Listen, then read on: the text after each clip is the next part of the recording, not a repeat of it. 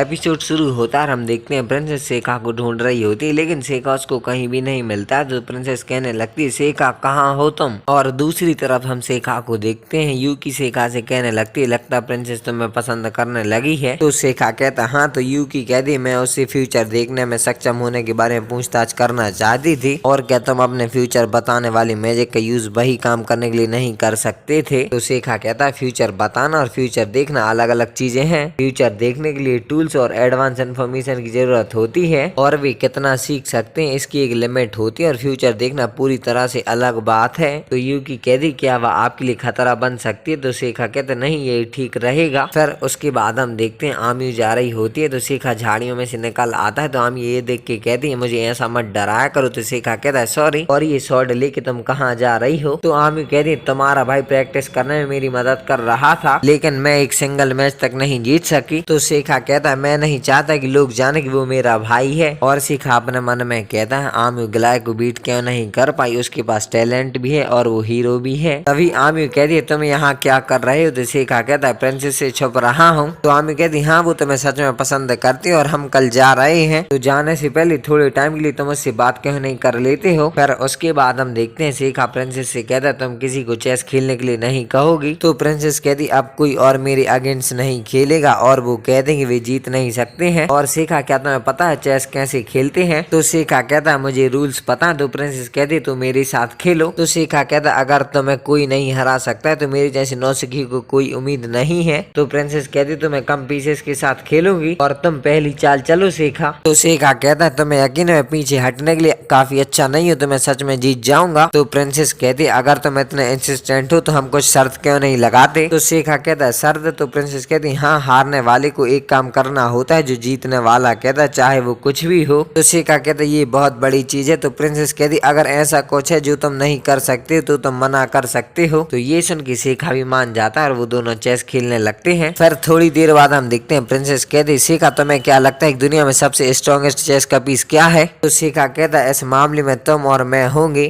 क्योंकि हम न केवल सोल्जर्स को बल्कि किंग को भी कंट्रोल करते हैं, और पॉलिटिशियन जो बैटलफील्ड में कभी नहीं मारे जा सकते हैं वे सबसे स्ट्रॉन्गेस्ट पीस होते हैं। तो ये सुन के प्रिंसेस कहती कितना प्लीजिंग आंसर है, और तुम्हारा वो आंसर जिसकी मुझे तलाश थी। तो सेका कहता तो क्या मैं सही हूँ। तो प्रिंसेस कहती मैं श्योर नहीं हूँ, लेकिन मैं कह सकती हूँ मैं डिफरेंटली महसूस करती हूँ, और सबसे स्ट्रॉन्गेस्ट पीसेस यही है। यहाँ इस टेबल पर कुछ भी नहीं है, लेकिन रियलिटी में सोल्जर्स, किंग और पॉलिटिशियन कई लोगों से घिरे हुए हैं जो लोग इस दुनिया में रहते हैं। तो ये सुन के सेका कहता तो तुम्हें लगता है कि सबसे स्ट्रॉन्गेस्ट पीस नेमलेस जनता है। तो प्रिंसेस कहती हाँ। तो सेका कहता ये सच ही कुछ मामलों में जनता का विद्रोह गवर्नमेंट को गिरा सकता है, लेकिन ज्यादातर मामलों में लोग पावरलेस होते हैं और केवल शोषण के लिए बाहर निकलते हैं। तो प्रिंसेस कहती किंग्स और पॉलिटिशियंस कुछ भी नहीं बनाते हैं, और भी बस लोगों द्वारा उत्पादित फसलों और संसाधनों की चोरी करते हैं और उन्हें टैक्स कहते हैं। तो सेका कहता तुम एक प्रिंसेस हो और तुम्हें पता है तुम्हें ऐसा नहीं कहना चाहिए। तो प्रिंसेस कहती है पॉलिटिशियंस बिना टैक्स के एग्जिस्ट नहीं कर सकते हैं। तो सेका कहता इसीलिए तुम ये शोर करने के लिए अपने रास्ते से हट रही हो कि लोग तुम्हारा नाम जाने। तो प्रिंसेस कहती हाँ, और मेरे पास कोई ड्रैगन नाइट्स या किंग नहीं है, इसीलिए मैं ऐसे पीस का यूज करना पसंद करती हूँ जिस पर कोई ध्यान नहीं दे रहा हो, खासकर अगर ये उनमें से सबसे स्ट्रॉन्गेस्ट है।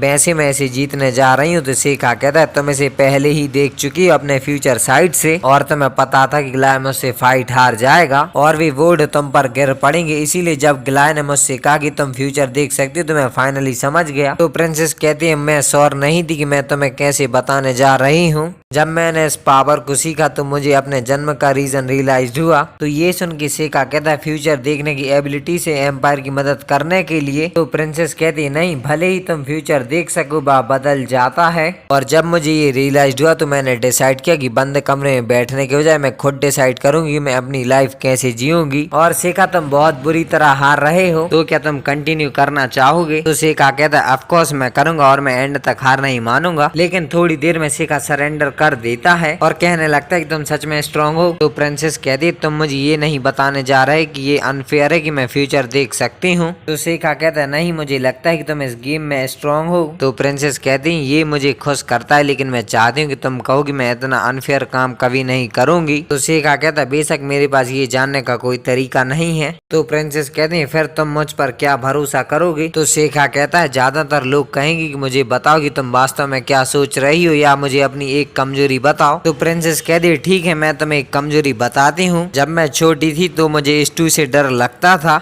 मैं विशेष रूप से सर्दियों में से चिमनी वाले कमरों में खाने से डरती थी। मुझे पता था कि स्टू और ब्रेड दोनों में आटा होता है और एक दिन मेरे दिमाग में एक आइडिया आया कि अगर मैं स्टू खाकर अपना पेट आग की ओर करके सो जाऊं तो क्या वह ब्रेड बनकर मेरे शरीर के अंदर फूल नहीं जाएगी। और जब भी मैं अपना स्टू खत्म करती मैं दौड़कर घर की सबसे ठंडे कमरे में चली जाती थी। तो ये सुन के शेखा हंसने लगता है। तो प्रिंसेस कहने लगती है तुम्हें पता है एक प्रिंसेस पर हंसने के लिए तुम्हें आमतौर पर पनिश किया जाएगा। तो शेखा कहता है मुझे माफ करना, लेकिन कोई भी चाहे कितना भी लॉयल क्यों ना हो उस पर हंसेगा। तो प्रिंसेस कहती है नेक्स्ट मैं तुम्हें बताऊंगी कि वास्तव में क्या सोच रही हूँ। एग्जाम्पल के लिए मैं किसी को बचाना चाहती हूँ। मान लो कि एक मैदान में एक बड़े होल के बगल में एक बच्चा खेल रहा है, लेकिन वो बच्चा नहीं जानता कि ये वहाँ है और जल्दी वो इसमें गिरेगा और मैं उसे बचाना चाहती हूँ। और मुझे माफ करना, मैं इससे ज्यादा नहीं कह सकती और ये फ्यूचर को इस तरह से बदल सकता है कि जिसकी मैं भविष्यवाणी नहीं कर सकती हूँ। तो शेखा कहता है इसीलिए तुम आमियों को देखना चाहती थी और ये कुछ ऐसा है जिसे तुमने पूरी तरह से अपने दम पर डिसाइड किया है। तो मैं तुम्हें सपोर्ट करूंगा और अगर मैं कुछ कर सकता हूँ तो मुझे बताना। तो प्रिंसेस कहती है मुझे मजा आया शेखा और मैं ध्यान से सोचूंगी तुमसे क्या करने के लिए कहा जाए। तो ये सुन के शेखा अपने मन में कहता है मुझे उम्मीद थी कि वह इसे भूल गई होगी। फिर अगले सीन में हम उसी ग्रुप को देखते हैं जिसे हमने पहले देखा था और वहाँ पर बहुत से लोगों को उन्होंने मार डाला था। और मुड्रिब कह रहा होता है मैं इस ट्रिप को तभी एंजॉय करता हूँ जब मैं मीट खा रहा होता हूँ। और तभी गलगैन जोर से कहता है प्लीज कुछ खा लो और जोर उसी कैप्टन का नाम है। तो जोर कहता है नहीं तुम सभी का धन्यवाद और मुझे उस आखिरी लड़ाई बेमुश्किल मेहनत करनी पड़ी। तो गलगैन कहता है बस इसे ज्यादा मत करना। तो जोर बताता है मुड्रिब एक स्ट्रॉन्गेस्ट ओग्रे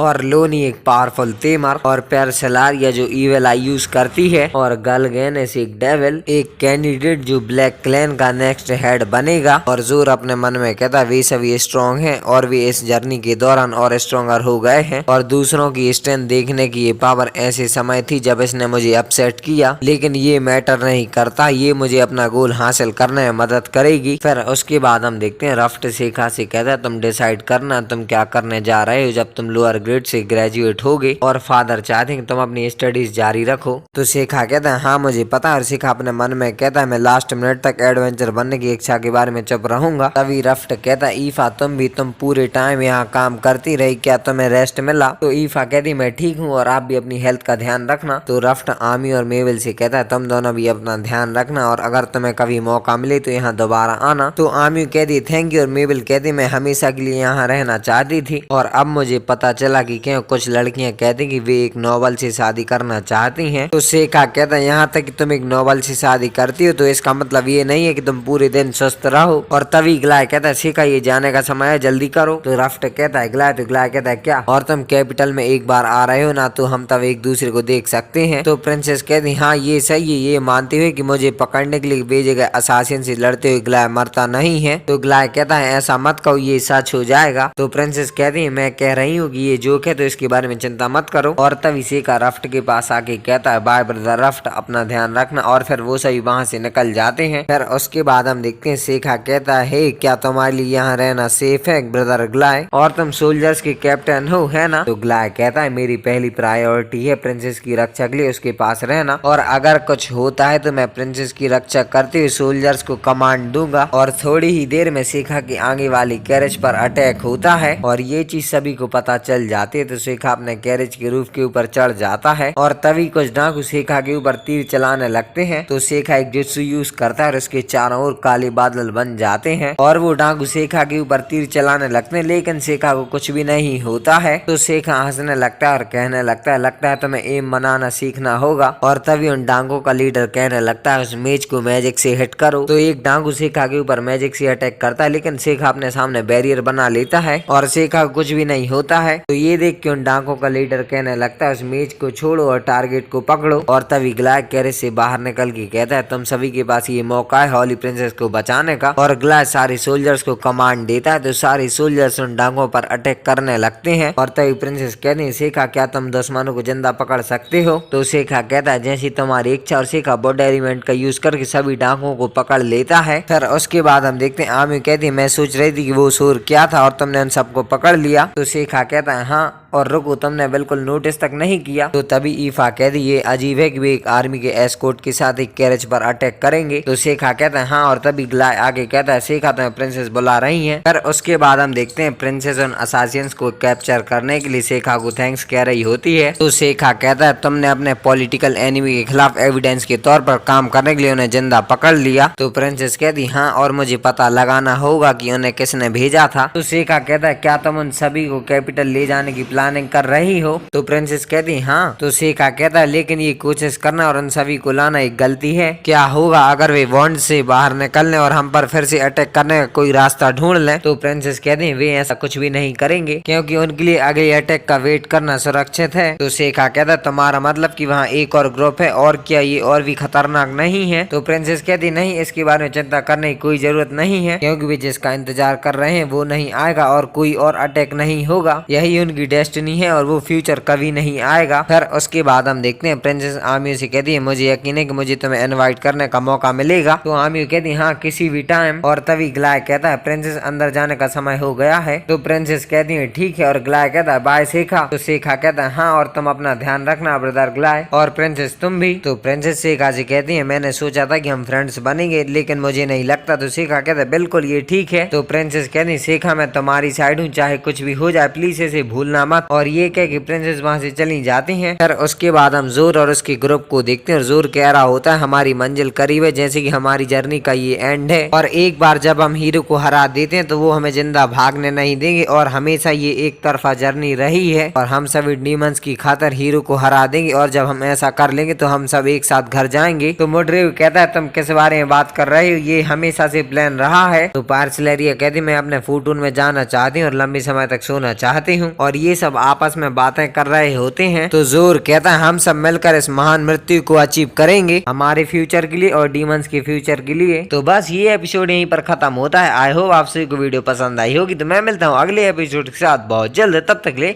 बाय बाय।